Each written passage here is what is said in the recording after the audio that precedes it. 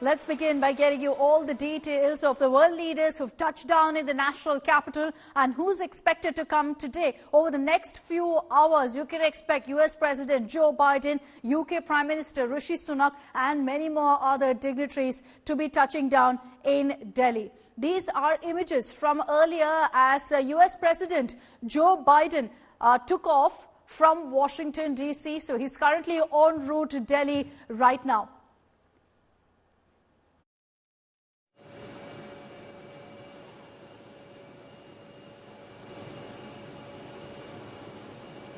The U.S. President, once he touches down in Delhi, will be business from the get-go, because once he arrives at about 6:55 to 7 p.m., in half an hour from then, in 30 minutes, he will be at the Prime Minister's residence for a crucial bilateral. What will be discussed in that bilateral? Well, progress is expected on the deal to jointly manufacture jet engines in India. The purchase of MQ-9B armed drones is also expected. An agreement on civil nuclear liability, trade, all of that is also on the agenda. In addition to this, the Prime Minister is also going to be extremely busy over the weekend. Besides playing host to all the G20 leaders, he's going to be having bilaterals with UK, Japan, Germany and Italy. On 10 September, that's on Sunday, Prime Minister will hold a working lunch meeting with French President Macron. Remember that Macron is going to be the last world leader, last dignitary to touch down here. He'll be coming tomorrow afternoon. UK Prime Minister Rishi Sunak is expected to reach at about 1:30 to 2 p.m., somewhere around that time, at the Palam Technical Airport in the national capital. Several leaders, delegates have already reached. The President of Argentina, the Italian Prime Minister Meloni, the Nigerian President, Mauritius Prime Minister, the IMF representative, EU Commission Chief, they've all already arrived in the national capital.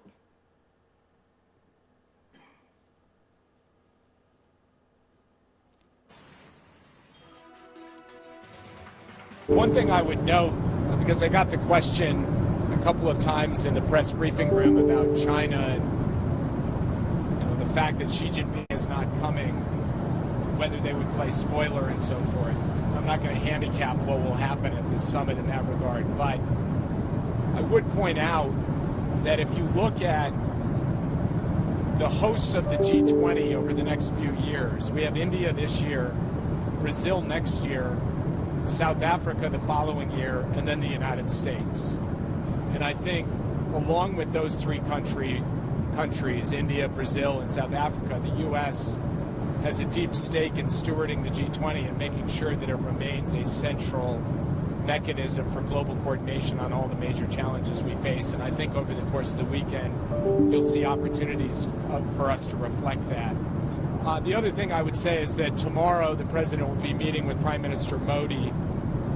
It will be an opportunity to follow up on Prime Minister Modi's visit to the United States.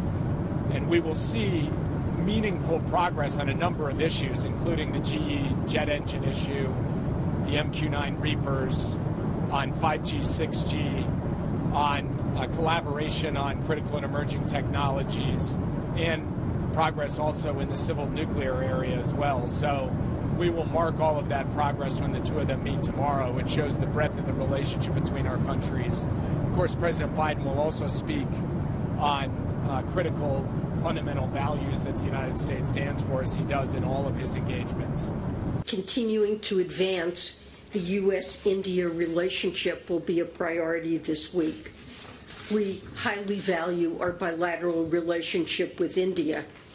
In fact, this is my fourth time in India over the last year, making it the country I visited most frequently as Treasury Secretary. We also welcomed Prime Minister Modi to the U.S. in June.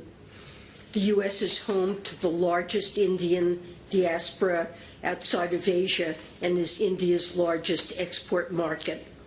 Expanding our bilateral economic ties and our cooperation on global challenges is crucially important to us. I don't think that this G20 will resolve in 2 days all the problems of the world and all the challenges of the world.